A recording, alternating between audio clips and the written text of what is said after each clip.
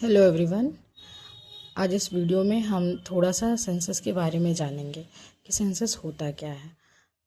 तो जैसे कि डेफिनेशन मैंने लिख रखा है, officially counting of population and collection of demographic, social and economic data of every individual in a country at a specific time.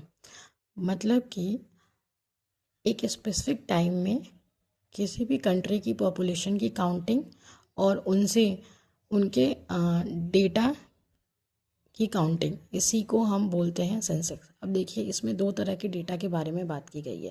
पहला डेमोग्राफिक, दूसरा सोशल इकोनॉमिक डेटा। तो डेमोग्राफिक डेटा में आएगा आपका पॉपुलेशन, एज, सेक्स। और economic data में, social economic data में आपका आएगा क्वालिफिकेशन, इनकम, एक्सेट्रा। तो इस तरह के डेटा हमें हर एक इंडिविजुअल का चाहिए। और ये होता इसीलिए है कि अगर आपके पास डेटा रहेगा कि आपके कंट्री में कितनी पॉपुलेशन है और उस पॉपुलेशन में भी उनके डेमोग्राफिक और सोशल इकोनॉमिक डेटा के बारे में पता रहेगा, लाइक कि कितने टोटल पॉपुलेशन कितनी है, उसमें कौन से जेंडर की पॉपुलेशन कितनी है, क्या उनकी क्वालिफिकेशन है, क्या उनकी इनकम है। तो इससे गवर्नमेंट को एक हेल्प मिलती है कि उन्हें कौन कौन सी गवर्नमेंट की योजनाएं बनानी है और उनके कंट्री में कौन कौन से लोग मतलब किस किस स्तर पे हैं। तो उस हिसाब से जो भी लॉज बनते हैं, जो भी योजनाएं बनती हैं लोगों के हेल्प के लिए, वो गवर्नमेंट बनाती है। इस वजह से ये डेटा का कलेक्शन ज़रूरी होता है। तो सेंसस पहली बार इंडिया में हुआ था 1872 में। और वो ये जो सेंसस था वो इनकम्प्लीट था, क्योंकि इसका जो डेटा कलेक्शन था ये कम्प्लीटली 2 साल में हुआ था, 1872 से 1874 तक। जैसे कि डेफिनेशन में है कि स्पेसिफिक टाइम है। अब ऐसा नहीं है कि आप किसी स्टेट का 1 साल में ले रहे हो, अगले स्टेट का डेटा आप 2 साल बाद ले रहे हो, नहीं। थोड़ा सा डिफरेंस हो सकता है, लाइक 1-2 मंथ का, बट जो डेटा कलेक्शन का टाइम रहेगा वो पूरा ऑल ओवर कंट्री लगभग लगभग सेम ही रहेगा जैसे अभी चल रहा है। ठीक है। तो ये जो तो इसको हम इनकम्प्लीट सेंसस बोलते हैं, क्योंकि इस टाइम हमें पूरा डेटा मिला ही नहीं था। तो इस टाइम जो उस इंडिया में वायसराय थे वो थे लॉर्ड मेयो। और फर्स्ट कंप्लीट सेंसस जो इंडिया का हुआ था वो 1881 में हुआ था। उस टाइम लॉर्ड रिपन यहाँ के वायसराय थे। और ये जो सेंसस है हर 10 साल बाद कंडक्ट किया जाता है। और ये कंडक्ट किसके द्वारा किया जाता है? Office of registrar general and census commission India, जो कि मिनिस्ट्री ऑफ होम अफेयर्स के अंदर आता है।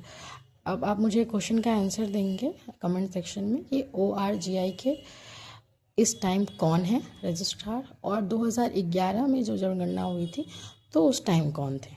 ठीक है। तो कोई भी अब उसके बाद हम थोड़ा सा सेंसस एक्ट 1948 के बारे में देख लेते हैं। अब कोई भी चीज़ हम करते हैं, कोई भी जैसे दे रखा है, तो कोई भी चीज़ अगर हम स्टार्ट करते हैं तो उसके लिए जाहिर सी बात है एक आपको नियम पारित करना पड़ता है।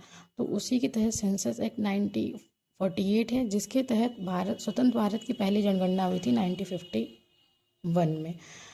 तो इस एक्ट को अगर बोला जाए तो ये, अगर एग्जैक्ट डेट में बताऊँ तो 3 सितंबर 1948 में ये एक्ट लागू हुआ था।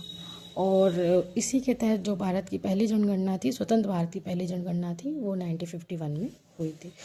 अब एक्ट और अमेंडमेंट में थोड़ा सा डिफरेंस होता है। किसी भी चीज़ को ले आने के लिए जो हम नियम बनाते हैं वो एक्ट है, और टाइम रहते उसमें मतलब बीतते टाइम में अगर हमें उसमें कुछ चेंजेस करने रहते हैं तो उसे हम अमेंडमेंट्स कहते हैं। तो इसके कई सारे अमेंडमेंट्स हुए, लेकिन एक दो जो मेजर अमेंडमेंट्स है उसके बारे में हम डिस्कस कर लेते हैं। पहला 1994, इसके तहत सेक्शन 7A और 7H को ऐड किया गया कि कम्प्लीटली ये बताता है कि हमें सेंसस काम कैसे करता है, कैसे हमें उसको कंडक्ट कराना है, किसको हम ड्यूटीज़ दे सकते हैं, किसको हम पावर दे सकते हैं, जो भी एडमिनिस्ट्रेटिव प्रोसीजर है इसके बारे में इसी अमेंडमेंट में ऐड किया गया। क्योंकि उसके पहले हमें ये नहीं पता था कि हमें किससे इस ड्यूटी को करवाना है हम, तो इसमें मतलब एग्जैक्टली उस चीज़ को डिफाइन कर दिया गया कि क्या क्या प्रोसीजर रहेगा, कैसे कैसे क्या रहेगा। अभी जो हमारी जो जनगणना हो रही है वो सेंसस अमेंडमेंट 2022 के जो चेंजेस है उसके रिगार्डिंग हो रही है। ये भारत की 2027 की जो जनगणना है वो भारत की पहली डिजिटल जनगणना होगी। और सेंसस अमेंडमेंट 2022 में जो चेंजेस हैं, पहले तो ये डिजिटल सेंसस होगा और इसमें स्वगणना का जो मतलब इसमें स्वगणना अलाउड है या इंट्रोड्यूस किया गया, सेल्फ इन्यूमरेशन उसको बोलते हैं। इसके तहत आप सेंसस के वेबसाइट पे जाके अपनी डिटेल खुद से फिल कर सकते हैं और उसके रिगार्डिंग उसके बाद आपके पास एक SC ID आएगी, सेल्फ इन्फॉर्मेशन ID। वो आप अपने एरिया के इन्यूमरेटर को दे देंगे तो सारी डिटेल आपकी उनके पास एग्जैक्टली चली जाएगी और वो इस डिटेल को अपने जो मतलब इस बार जो जनगणना हो रही है वो डिजिटल जनगणना है और जिस ऐप के थ्रू हो रही है वो है सेंसस 2027 HLO ऐप। तो इसमें वो फिल कर देंगे और आप मतलब आप अपना जो डिटेल है एग्जैक्टली जैसा आपको चाहिए, जिस हिसाब से एग्जैक्टली जैसे आपको गलत कोई अगर मान लीजिए आपके घर में आप उस टाइम जा रहा है जनगणना के लिए, आप उस टाइम नहीं हो, कोई आपके घर में एजेड है जिनको नहीं पता है कोई चीज़ है, तो ये जो डेटा गड़बड़ हो जाती है उससे इस चीज़ में थोड़ी कमी आएगी क्योंकि सेल्फ इन्यूमरेशन की चीज़ें अलाउड कर रही है तो आप अपने हिसाब से अपना डेटा सही से भर सकते हो और उसके भरने के बाद आपको एक SC self enumeration ID generate हो जाएगी।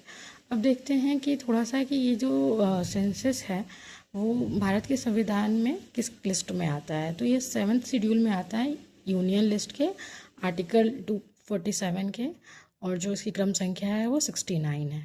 तो जैसे कि यूनियन लिस्ट में आता है तो इसके ऊपर इसको कंडक्ट कराने का जो पावर है वो सेंट्रल गवर्नमेंट के पास है और इसके ऊपर जो भी रूल्स वगैरह बनाने का है वो इसी के पास है, सेंट्रल गवर्नमेंट के पास। अगर देखी जाए तो 2027 का जो सेंसस है वो 1872 से अगर मैं काउंट करूँ तो 16 सेंसस है और अगर स्वतंत्र भारत के टाइम के बाद से तो 8, ठीक है। ये 8 सेंसस है ऑफ इंडिपेंडेंट इंडिया। अब मैंने आपको ऐप के बारे में बता दिया है कि इस बार टोटली जो ये सेंसस है ये डिजिटल है और किस ऐप के थ्रू हो रहा है, वो सेंसस 2027 HLO ऐप के थ्रू। गवर्नमेंट ने इसके लिए एक हेल्पलाइन नंबर भी जारी किया है 1885, ठीक है। अब एक कुछ चीज़ें रहती हैं कि इस जनगणना का जो प्रोसेस है वो टोटली 4 स्टेज में है। अभी जो चल रहा है वो फर्स्ट फेज चल रहा है, इसमें हम मकानों की गणना करेंगे। सेकंड में हम इंसानों की काउंटिंग करेंगे, मतलब उन इंसानों की गणना करेंगे पॉपुलेशन का, एंड उसके बाद आपका डेटा कलेक्ट होगा, फिर डेटा पब्लिश हो जाएगा। टोटल ये 4 स्टेप प्रोसेस है। अब जो लास्ट और सबसे इम्पॉर्टेंट चीज़ है जिसमें जो भी जैसे गवर्नमेंट टीचर होंगे उनको पता होगा कि इस टाइम सबकी ड्यूटी भी लग रखी है, तो सबसे ज़्यादा इसमें जो ड्यूटी लगती है वो टीचर्स की लगती है, गवर्नमेंट टीचर्स की। तो वो किस अधिनियम के तहत लगती है वो मैंने ऑलरेडी लिख रखा है। शिक्षा का अधिकार अधिनियम 2009 के अंतर्गत शिक्षकों को जनगणना कार्य हेतु सर्वाधिक रूप से नियुक्त किया जा सकता है। इसी अधिनियम ने शिक्षकों की लगा रखी है, तो कहीं भी कुछ भी कराना हो आप गवर्नमेंट टीचर को अपॉइंट कर दो। इलेक्शन हो गया, SIR हो गया और अब जनगणना हो गई, ठीक है। तो आज के लिए इतना ही। बाकी मैंने आपसे क्वेश्चन पूछा था कि अभी के टाइम ORGI कौन है और 2011 में जो रजिस्ट्रार थे वो कौन थे। तो अगर आपको पता होगा तो कमेंट में बताइए, अदरवाइज़ मैं खुद बता दूँगी।